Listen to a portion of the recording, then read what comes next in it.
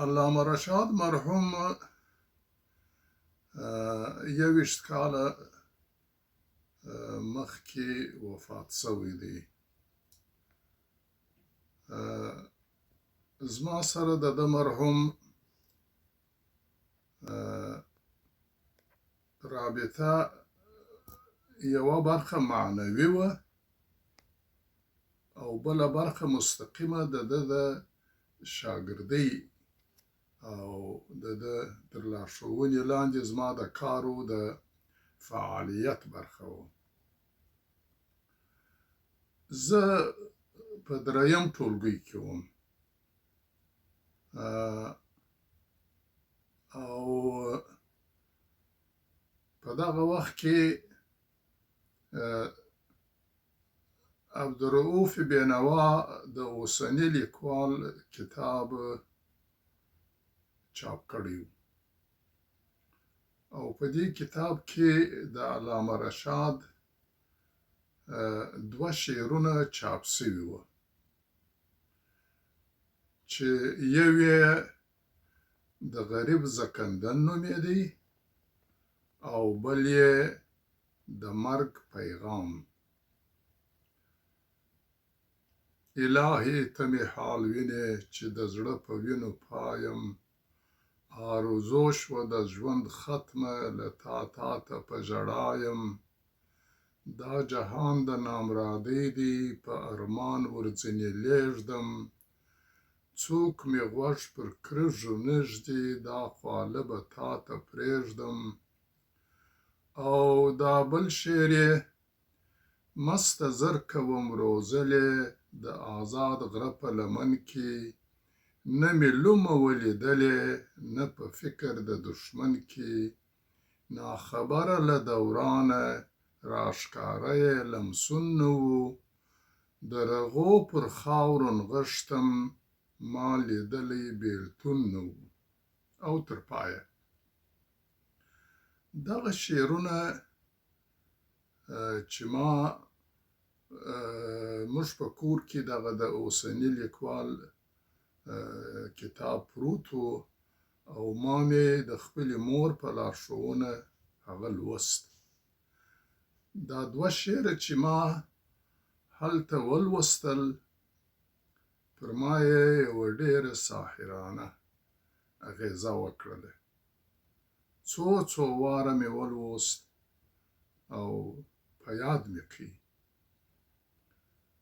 پلار مرحوم مې دې خدای وبخښي هغه راته وویل چې دا شعر د عبدالشکور رشاد دی او عبدالشکور رشاد د کندهار داسې لوی عالم دی،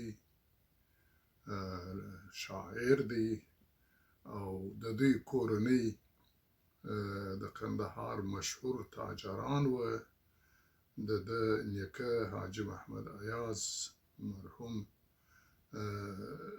د خوارزم او د بخارا تجارت کاوه او ما ته مې پلار ویله چې د ده ابا هم دغه تجارت کاوه او له حاجي محمد ایاز مرحوم سره یې رابطه وه او د هغه وخته څخه موږ رشاد صاحب پیژنو. نو په دې باره کې خبرې راته وکړې. زما د هغه وخت څخه دا تلوسه وه چې زه به څنګه رشاد صاحب وینم او دغه شعر به زه په خپل آواز کې ورته وایم. څو کاله وروسته افغانستان ته دا ټیپ ریکارډرونه راغلل او په هغه سلسله کې په کندهار کې هم زموږ په کور کې زما ماما یو ټیپ ریکارډر درلودی. په هغه کې به موږ خپل آوازونه ثبتول او ډېره به عجیبه راته ښکاره کېده چې خپل آواز بیا اورو. چا به د قرآن عظیم تلاوت پکښې کاوه، چا به هسې خبرې پکښې کولې، چا به یو شعر وایه. ما ته مې پلار وویله چې هغه شعر چې تا په یاد کړی دی ته په دغه ټیپ ریکارډر کې ووایه او دا شعر ما ووایه. پلار مې ډېر تحسین راته ووایه، ډېر یې وستایلم. زما سره نو د رشاد صاحب هغه معنوي رابطه د دغې ورځې څخه ټینګه شوله. ډېر کلونه تېر شوه. موږ چې به کابل ته په هغه وخت کې راتلو، په کابل کې زما د اکا زوی مولانا عبدالباري د عبدالرحیم حاتف مرحوم په تجارت خانه کې کار کاوه. په دغه تجارت خانه کې د کندهار منورین ټول راغونډېدل. موږ چې به هم کابل ته ولاړو، د مولانا صاحب په کور کې به وو، او چې د ورځې به بازار ته راووتو هم به په دغه تجارت خانه کې کښېنستلو. زه ځوان یم په دغه وخت کې، نو زلمی یم. په د مولانا عبدالباري په کوټه کې ناست و چې یو ښایسته جګ سړی راغی. توره دریشي یې کړې وه. د کوټې ټول حاضرین ورته ولاړ سوه، احترام یې وکړی او په هغو کې زه هم ولاړ سوم. رشاد صاحب پر چوکۍ کښېنست. ما ته داسې ښکاره سوه چې دی په یو سفر روان دی، او دا د سفر دپاره د اسعارو او د سفر د خرڅ دپاره خارجي کرنسي رانیسي، او مولانا صاحب په هغه کې مرسته ورسره کوي. وروسته بیا پوه سوم چې دا هغه سفر و چې علامه رشاد مرحوم د پخواني شوروي اتحاد په لیننګراډ ښار کې په لیننګراډ پوهنتون کې د پښتو ژبې د استاد په حیث مقرر شوی.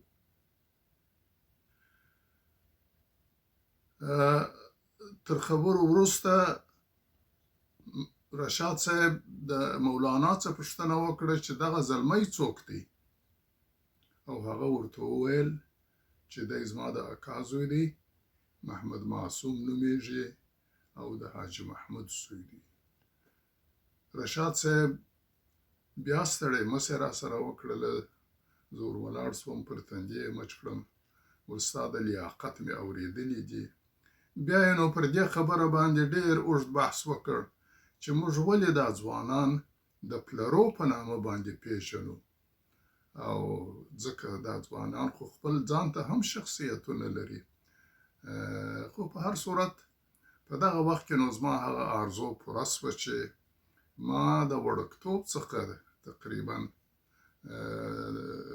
یعنې د دریم او څلرم ټولګي څخه د رشاد صاحب د نامه سره اشنایي پیدا کړې وه. دلته مې دی ولیدی. ډېر خوشحاله وم، ډېر مباحثات مې کاوه. تر دې منځ بیا کلونه تېر سوه، ډېر وخت تېر سو.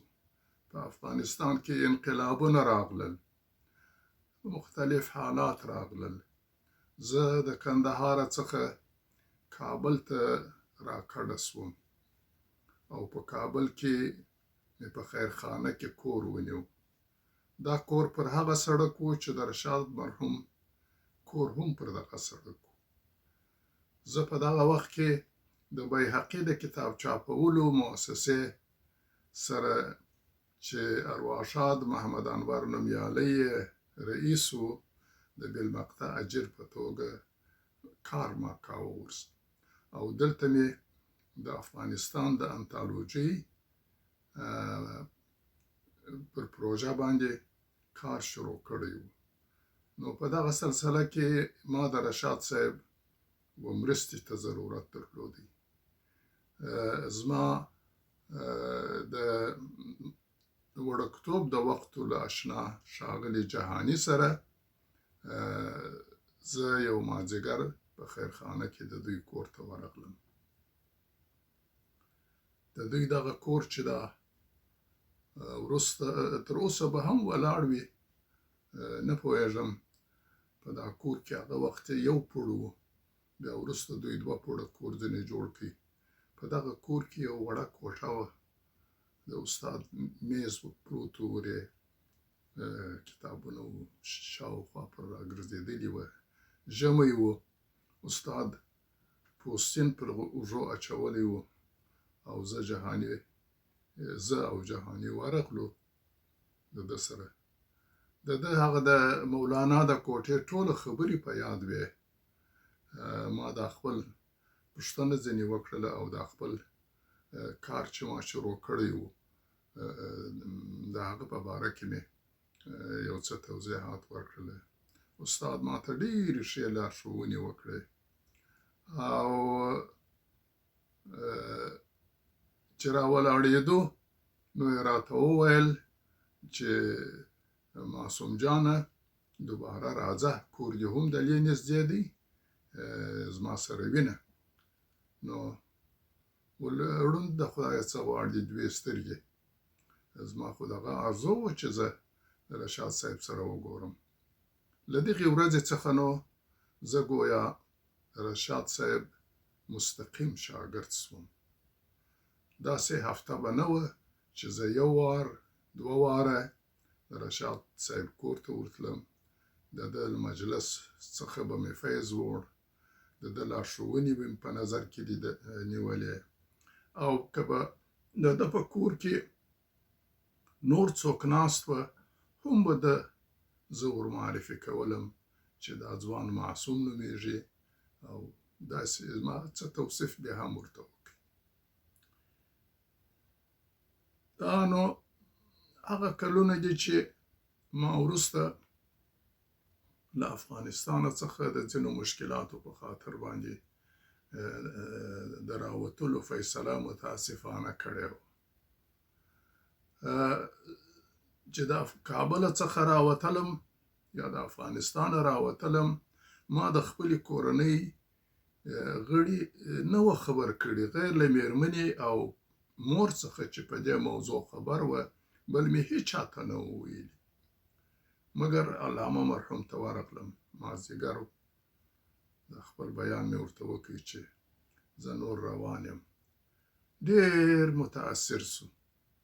ما ته یې ویله چې زما ډېر امیدونه وه تا ته، خو خیر حالات داسې راغلي دي چې د وطنه څخه ځوانان وځي، سپین ږیري وځي، زاړه وځي، واړه وځي. هغه شرایط دي. غرې ورته ودرېدی، په غېږ کې یې ونیولم، پر تندي یې مچ کړم، ما یې لاسونه ور مچ کړه.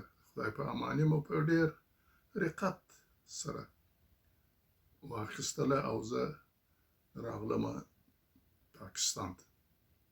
د پاکستان څخه کاناډا ته راغلم. بیا نو په دا ټول جریان کې، په دا ټولو کلو کې زما د رشاد صاحب سره هم تلیفوني رابطه او هم مې خطي رابطه موجوده وه. د په خطو کې هم لارښوونه راته کوله، په خبرو کې بیا هم لارښوونه راته کوله. هغه کار او فعالیت چې ما دلته په بهر کې را شروع کړی و، په هغه باندې ډېر خوشحاله و، ځکه د ما ته په هغه وخت کې هم وصیت کړی و چې دغه کار چې تا را شروع کړی دی دا مه پرېږده. آخري وارې موږ په کاناډا کې د علامه مرحوم په یاد یوه غونډه جوړه کړې وه. هغې غونډې ته ډاکټر حسن کاکړ هم راغلی و. ډېره درنه غونډه وه. د استاد په یاد باندې ډېرې ښې مقالې ولوستل سوې. په دا سبا چې ما غوښته په ټلیفون کې وده ته د دې غونډې جریان ووایم چې داسې درنه غونډه وه، د ټلیفون څخه ما ساندې واورېدلې، ژړاوې مې واورېدلې، او دا هغه ورځ وه چې علامه مرحوم وفات سوی و. انا لله و انا الیه راجعون. ما نور څه په وس نه وه پوره. هغه مرثیه مې د ده په یاد وویل چې د بي بي سي څخه په هغه ماښام خپره سوه او نوره هم چاپ سوې ده. د استاد د دغې مرثیې په پای کې ما یو ژمنه کړې وه چې ستا لار به پالمه، پر قدم به دې ګام ږدمه، پر ستونزو، پر سختو او پیچومو به دې نوم راننګومه. دغې ژمنې ته زه تر اوسه چې د عمر مې یو کم 80 کاله پوره کېږي زه متعهد یم او دا تعهد زه په څه شي باندې پوره کوم د دوی آثار تر خپله وسه پورې زه چاپ ته آماده کوم ناچاپ آثار یې البته ترتیبوم یې که ځینې برخې یې پاته وي پوره کوم یې او اوس گویا زه په داسې موقف کې یم چې د علامه رشاد صاحب د آثارو د چاپ امید زیاتره منورین او زیاتره افغاني پوهانو لیکوال زما څخه توقع لري او د خدای احسان دی چې تر اوسه پورې مې په دې برخه کې ښه ډېر کار کړی دی د تعالی څخه امید لرم د تعالی څخه خواست کوم دعا کوم چې د ژوند تر پایه پورې دغه وس ماته راکړي چې د خپل دغه مهربانه استاد آثار زه تر چاپه ورسوم د علامه رشاد مرحوم په باب مې دا بیان ځکه وکړي چې زما او د ده رابطه زه و تاسې ته در معرفي کړم نور خو نو د ده په باب حاجي کتابونه لیکل سوي دي سیمینارونه جوړ سوي دي علامه مرحوم نه یوازې په افغانستان کې نه یوازې په منطقه کې نه یوازې د نړۍ په ډیرو هیوادو کې په هندوستان کې په اروپا کې په امریکا کې په نور ملکو کې یو پیژندل سوی چهره ده او